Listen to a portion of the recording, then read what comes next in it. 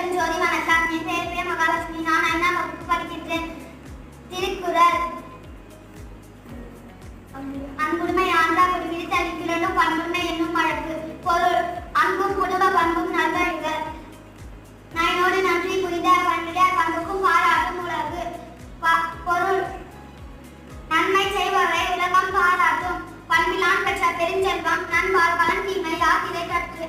பொருள்: நல்ல வழிகள் இருப்பதால் உலகம் வாழ்கிறது.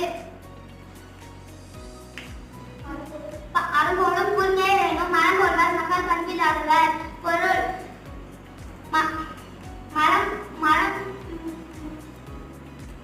மனித பண்பு இல்லாதவர் மரம் போன்றவர்.